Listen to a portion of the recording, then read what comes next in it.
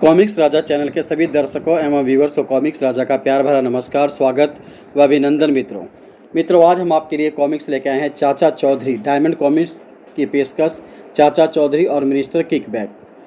दोस्तों comics start करें उससे पहले हम डायमंड कॉमिक्स का शुक्रिया अदा करना चाहते हैं। बहुत बहुत उनका धन्यवाद, क्योंकि डायमंड कॉमिक्स के कारण ही हम यह कॉमिक्स आप लोगों तक इस चैनल के माध्यम से प्रस्तुत कर पा रहे हैं। इसलिए सबसे पहले डायमंड कॉमिक्स का तहे दिल से शुक्रिया मित्रों। तो चलिए दोस्तों शुरू करते हैं चाचा चौधरी और मिनिस्टर किकबैक। Minister kickback. एक वैन जा रही होती है रोड पे और अचानक एक आदमी को वो टक्कर मार देती है। वैन के अंदर बैठा आदमी ड्राइवर कहता है रिको यही मौका है, धड़ाक, और भाग करके उसका साथी उस एक्सीडेंट हुए आदमी का बैग लेके भाग चलता है। ओह मेरा बैग, उसे पकड़ो बुल्लन, चलो शाबाश काम बन गया।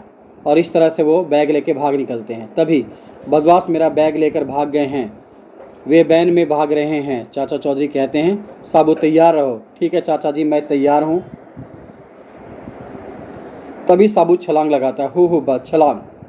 ओह यह क्या, साबू ठीक जगह पहुँच गया। साबू उस वैन पे पहुँच जाता है। चलो बाहर आओ, छोड़ो वरना, धड़ाक। साबू एक पंच मारता है उसको। वरना क्या, ओह लो अपना बैग भाई। धन्यवाद साबू, मैं तुम्हारा एहसान कभी नहीं भूलूंगा। बैग में क्या रुपया या सोना है, उससे भी ज़्यादा कीमती दस्तावेज हैं चौधरी साहब। ये कागजात साबित करते हैं कि भूतपूर्व मिनिस्टर किकबैक मल ने घोटालों में करोड़ों रुपए खाए हैं। मैं इंसाफदास हूँ और मैंने कोर्ट में पब्लिक इंटरेस्ट में एक याचिका दायर की है। ये दस्तावेज मैं जज साहब के सामने पेश करने वाला था। सचमुच न्याय होना चाहिए, यह जनता के खून पसीने की कमाई का सवाल है। मिनिस्टर ने हमारी पीठ पर दुलत्ती मारी है। चाचा चौधरी कहते हैं तुम्हारी जान खतरे से खाली नहीं, इसलिए तुम डगडग में बैठकर हमारे साथ चलो, इंसाफदास न्याय मिलेगा। ट्रक चल पड़ता है। मिनिस्टर किकबैक, बुल्लन आगे वैन का क्या हाल बनाया है, चलो ऐसे कामों में तोड़ फोड़ तो होती ही है। उन दस्तावेजों की कीमत वैन से कहीं ज़्यादा है। सर हम विफल रहे, इस सब से मुझे नफरत है। चुनाव जीतने के लिए मैं क्या कुछ नहीं करता रहा। तंदूर अब यह काम मैं तुम्हें सौंपता हूँ। पार्टी वर्करों को लो और देखो फाइलें कोर्ट में ना पहुँचने पाए, समझे। वे निकल पड़ते हैं। चलो वे हाई कोर्ट के रास्ते में होंगे। रास्ते में तंदूर वह उस ट्रक में बैठा है, उसे रोको। तभी तंदूर अपने हाथों में पड़ा चूरा फेंकता है, सर्राट, और वो जाके डगडग के टायर पे लगते हैं। किस किस और उसकी हवा निकल जाती है। ओह टायरों की हवा निकल गई। वे ट्रक में पीछे, अगर तुम अपनी गर्दन सलामत चाहते हो तो दस्तावेज हमारे हवाले कर दो। वे ट्रक में पीछे बैग में हैं। गुंडा पार्टी जिंदाबाद, पीछे चलो। सभी पीछे चलते हैं तलवार वगैरह लेके। आह वह रहा बैग। और बैग देखते ही जब ही वो बैग की तरफ बढ़ते हैं तभी साबू उन्हें एक पंच मारता है, धड़ाक। मारो मारो मारो, छुछंदरो हटो, धड़ाक। चलो हमें अदालत में जल्दी पहुंचना है। उसके बाद चाचा चौधरी अपना डगडग चलाते हैं और वो अदालत की तरफ चलते हैं। आओ चले। अदालत के बाहर का दृश्य। अदालत के अंदर जज साहब कहते हैं सारे सबूतों से यह साबित होता है कि मिनिस्टर किकबैक ने जनता के विश्वास को तोड़ा और करोड़ों रुपया घूस में लिया, अतः यह अदालत उसे दोषी करार देती है। इस तरह से ये पार्ट यहीं पे ख़त्म होता है मित्रों। अगला पार्ट है पगड़ी, सूट और लुंगी। रॉकेट आओ रिंग पकड़ कर लाओ।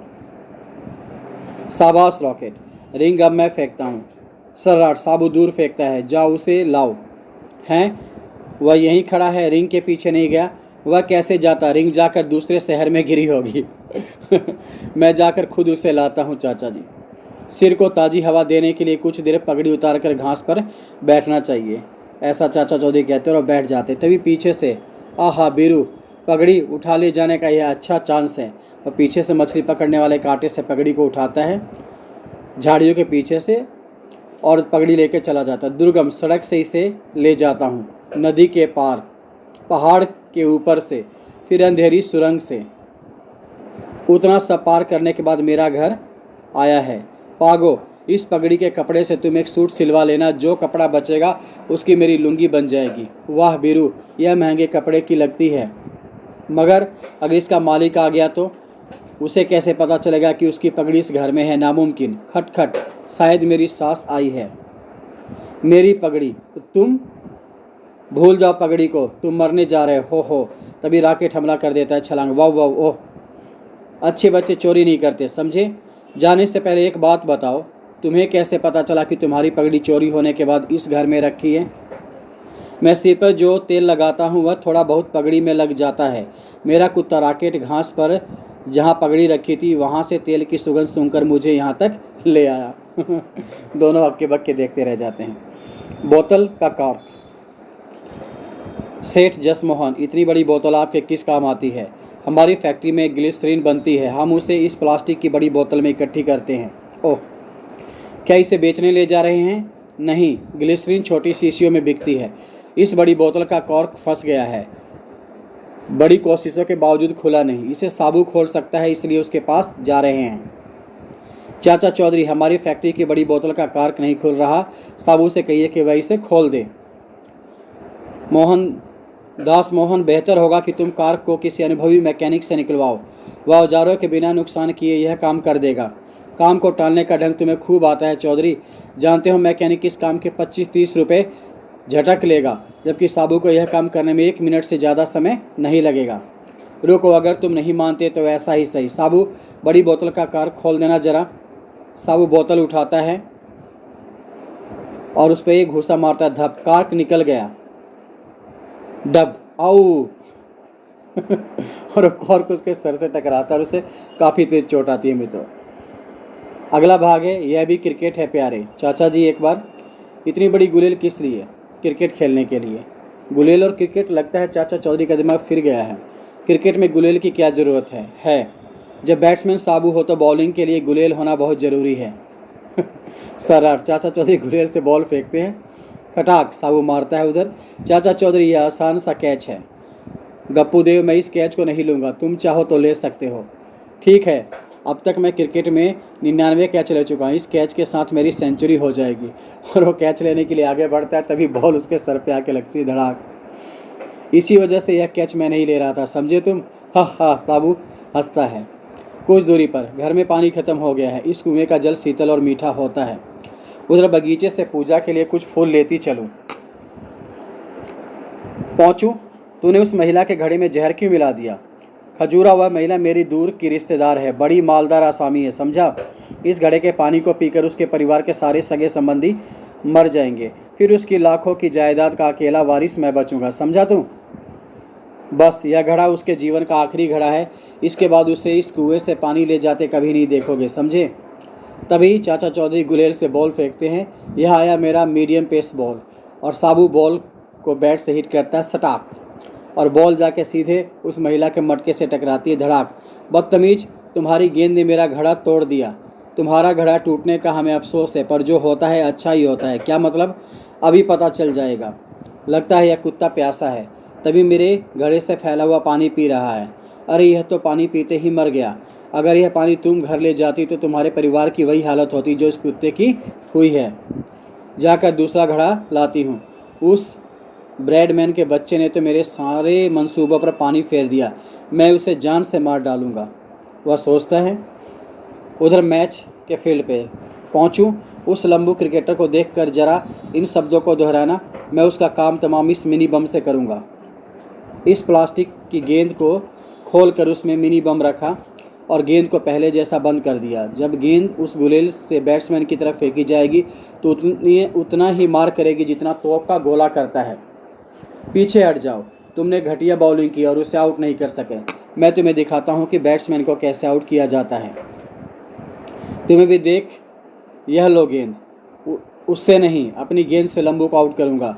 इस गेंद में मेरी सोबर्स, लायड और गावस्कर जैसों को आउट कर चुका हूँ। तो ठीक है, मैं पीछे विकेटों के पीछे जाता हूँ। इन दोनों की ज़िंदगी की इनिंग समाप्त होने जा रही है। वह बॉल फेंकता है, ओह, रबर टूट गया और बॉल उसके साथ ही ज़मीन पर टकराती है, धड़ाम। तभी परखच्चे उड़ जाते हैं। चाचा चौधरी कहते हैं, यह कैसे हो गया? तुम तो विश्व के नामी क्रिकेटरों को आउट कर चुके हो, इस बार मैं खुद ही आउट हो गया। उधर अस्पताल के बाहर पहुँचो, शुक्र मनाओ कि गेंद में तुमने मिनी बम रखा था। अगर बम बड़ा होता तो तुम दुनिया से रफू चक्कर हो गए होते। उधर चाचा चौधरी कहते हैं, साबू चलो, आज की इनिंग हम यहीं समाप्त करते हैं। अगला पार्ट है मित्रों, मिस्टर मैच फिक्सर। चाचा जी, इंटरनेट मौसम कैसा बता रहा है? बहुत खुशगवार, बारिश का कोई आसार नहीं। हुर्रे! रुको, स्वीप ड्राइव। डब्लू, चाचा जी ने इंटरनेट पर मौसम का हाल देखकर कहा है कि आज बारिश नहीं होगी। तब तो जोर का खेल होगा, चलो। और वो ग्राउंड में खेलते हैं। वो गई मेरी बॉल, सटाक, यह आसान सा कैच। ओह पानी, यह तो बारिश है। भागो, खेल बर्बाद हो गया। चौधरी, तुमने हमारा मैच बिगाड़ा। तुमने कहा था कि धूप रहेगी। तुम मेरी पूरी बात सुनने से पहले भाग खड़े हुए। मेरा मतलब था मुंबई में धूप रहेगी। मैच फिक्स, देखो मेरा क्या हाल हुआ।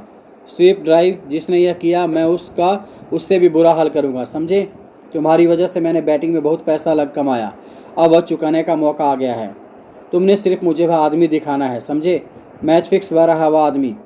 चाचा चौधरी, तुम हथियार नहीं लाए, उसे कैसे मारोगे? मैं दुश्मन को टक्कर से मारता हूँ, समझे? कबूतर मरने के लिए तैयार हो जाओ। ढोल सिर्फ बजता है, कुछ करता नहीं। मैं टक्कर मारकर तुम्हारी हड्डियों का पाउडर बना दूंगा। और वह चौधरी की तरफ दौड़ पड़ता है। तभी वह टकराता है, अड़ धड़ाक, बीच में साबू आ जाता। आऊ! और वो सोचने लगता है। एकदम से चाचा चौधरी साबू के पीछे छिप जाते हैं और वो भाग खड़ा होता है। भागो भागो! ओह, गाड़ी स्टार्ट नहीं हो रही, कोई धक्का मारो। तभी साबू एक किक मारता है। लो, यह हाई स्पीड से जा रही है और गाड़ी तेज़ी से भागने लगती है। ब्रेक्स फेल हो गई, यह सीधी ऑन ड्राइव जा रही है। मैच फिक्स, गाड़ी ऑफ ट्रैक जा रही है और वो एक पेड़ से टकराती है। ओह बारिश! वह पत्तों पर रुका हुआ पानी था। साबू, इससे पहले कि बादल बरसे हमें सुरक्षित जगह पहुंच जाना चाहिए। और चाचा चौधरी और साबू अंदर चले जाते हैं। अगली कहानी, धमाका सिंह की साजिश। अरे धमाका सिंह, तू पेड़ की टहनी क्यों काट रहा है भाई? चाचा चौधरी को छकाने की योजना है।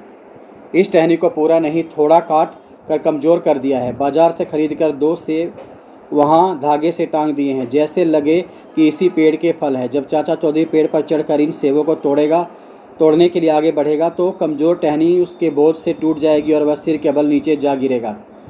टहनी का कटा हुआ भाग छिपाने के लिए पत्ते लगा दिए हैं ताकि चाचा चौधरी को जरा भी शक ना हो। अब मैं जाकर उसे लाता हूँ और पेड़ पर चढ़ने के लिए उकसाता हूँ, समझे? उधर चाचा चौधरी और साबू घूमने जा रहे होते हैं। तभी धमाका सिंह, चौधरी साहब इधर आइए, आपको एक लाजवाब चीज़ दिखाई जाए। देखिए कितने ताज़े व पके हुए सेब हैं, जैसे आप ही का इंतजार कर रहे हैं। पेड़ पर चढ़िए, सेबों को तोड़कर खाइए और तंदुरुस्ती बनाइए चाचा जी। साबू, तुम इन सेबों को ज़मीन पर खड़े खड़े ही तोड़ सकते हो ना, उन्हें तोड़ो और खाओ। नहीं, उन 2 सेबों से इस विशालकाय साबू का क्या बनेगा? दाढ़ भी गीली ना होगी। चाचा जी, उन्हें तो आप ही तोड़ कर खाइए। भाई धमाका सिंह, तुम्हारी दलील भी ठीक है, मैं ही उन सेबों को पेड़ से उतार कर खाता हूँ।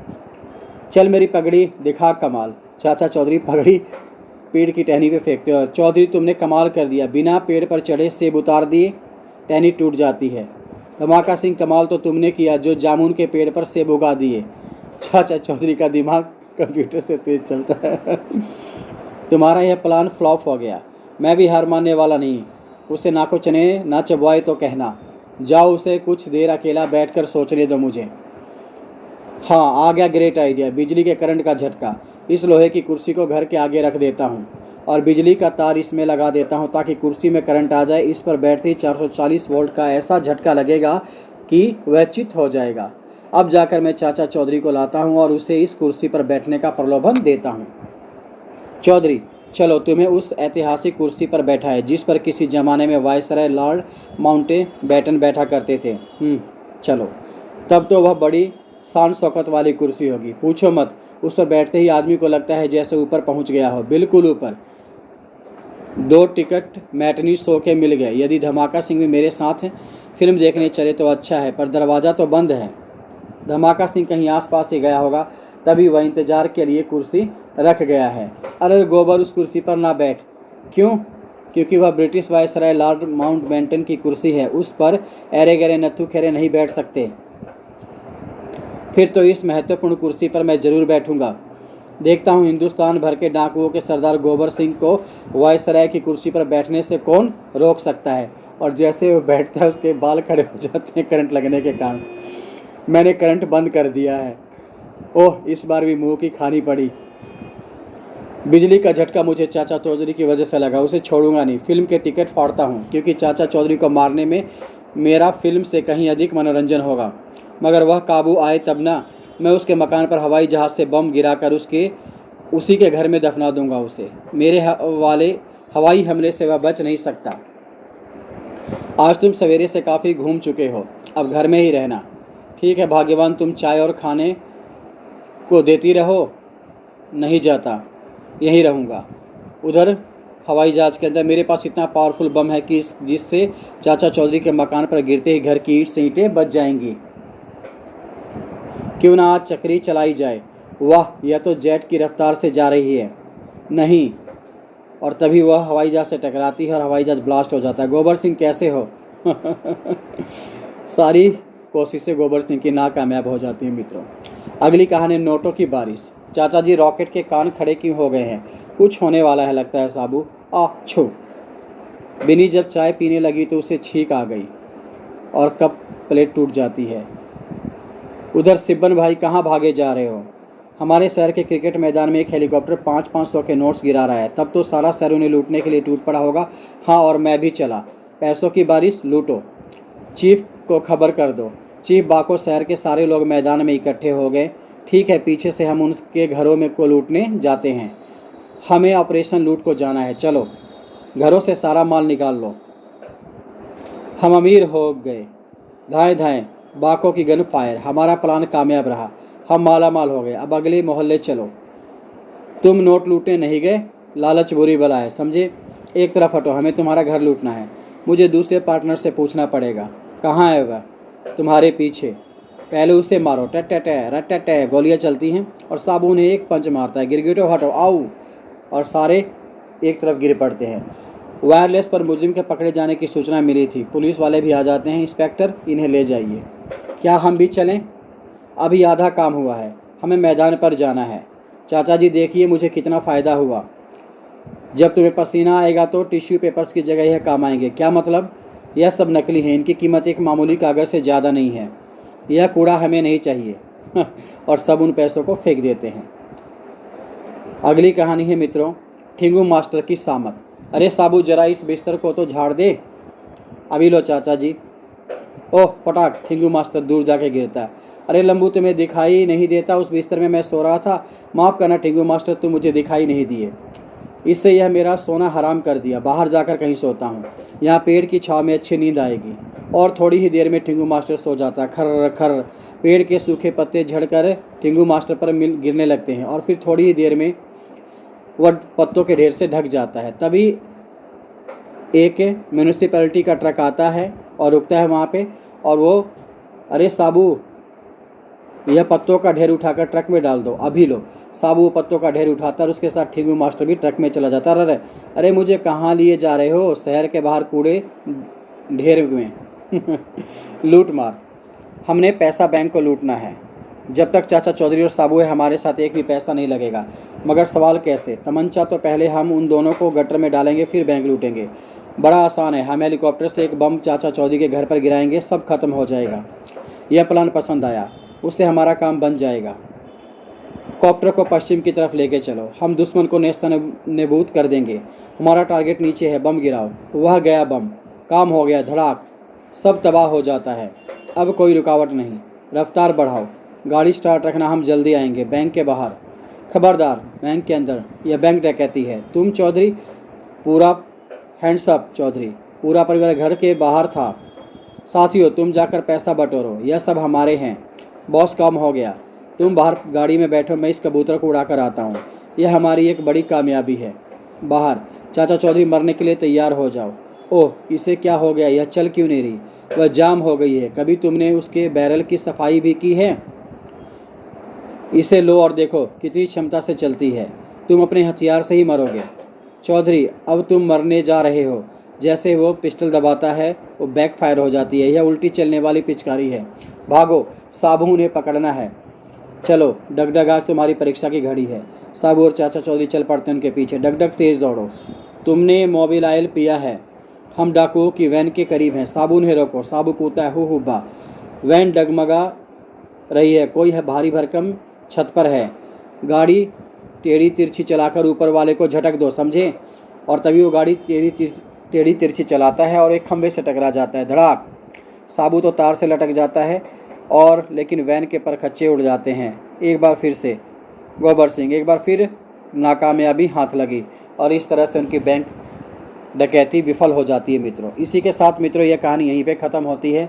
चाचा चौधरी के अगले भाग में आपके साथ फिर मिलेंगे एक नई कॉमिक्स के साथ। तब तक के लिए आप कॉमिक्स राजा को आज्ञा दीजिए। अलविदा मित्रों, थैंक यू वेरी मच। आप सभी का बहुत बहुत धन्यवाद देखने के लिए। अगर पसंद आए मित्रों तो दूसरों को भी शेयर करें, लाइक और कमेंट ज़रूर करें, बताते रहें ताकि हम और ज़्यादा सुधार कर सकें अपनी प्रैक्टिस के अंदर आप लोगों तक कॉमिक्स लाने में। धन्यवाद मित्रों, आपका बहुत बहुत धन्यवाद। Thank you. आप सभी का दिन शुभ हो।